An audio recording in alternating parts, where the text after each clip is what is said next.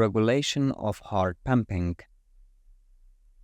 When a person is at rest, the heart pumps only 4 to 6 liters of blood each minute.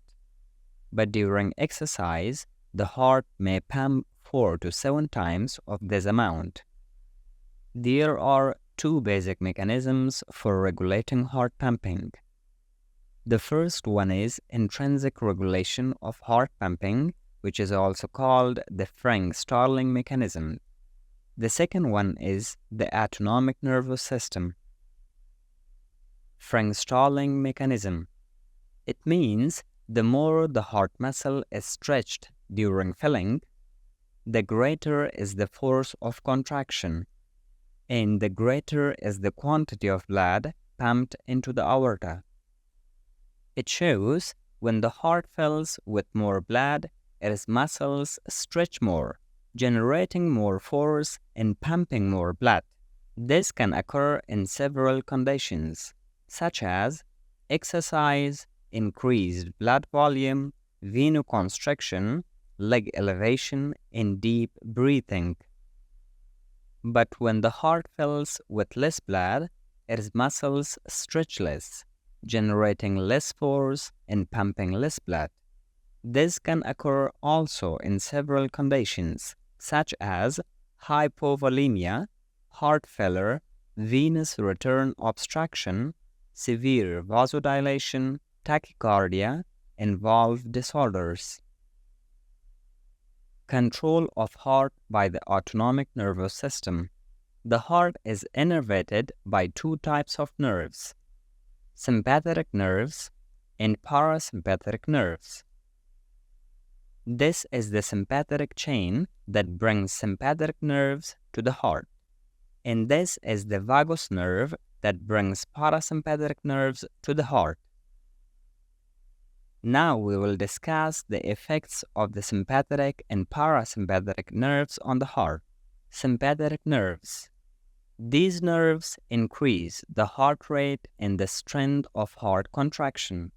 Strong sympathetic stimulation can increase the heart rate in young adult humans from the normal rate of 70 beats per minute up to 180 to 200 beats per minute, and rarely even 250 beats per minute. Also, sympathetic stimulation may double the force of heart contraction, and it can increase the maximum cardiac output as much as twofold to threefold. Conversely, inhibition of the sympathetic nerves to the heart can decrease cardiac pumping to a moderate extent.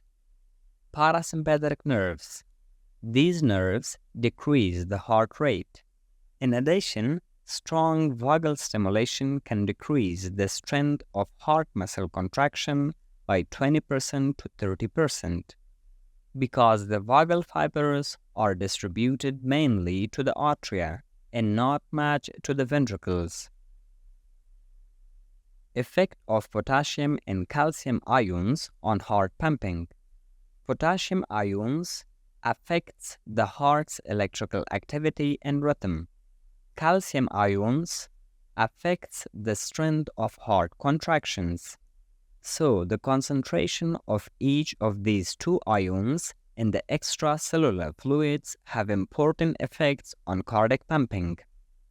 Hyperkalemia, which means high potassium levels, causes the heart to become dilated and flaccid, slows the heart rate, blocks conduction of the cardiac impulse, severe weakness of the heart, and abnormal rhythm and death. Hypokalemia, which means low potassium levels, increase the excitability of heart cell and prolongs the action potential. Hypercalcemia, which means high calcium levels, increase heart muscle contractility and stronger and more forceful contraction, but may also lead to arrhythmias. Hypocalcemia, which means low calcium levels, reduces the force of contraction in a prolonged QT interval on ECG. Effect of temperature on heart function. Increased body temperature greatly increases the heart rate, such as that which occurs during fever. Decreased body temperature greatly decreases the heart rate. These effects presumably result from the fact that heat increases the permeability of the cardiac muscle membrane to ions that control the heart rate.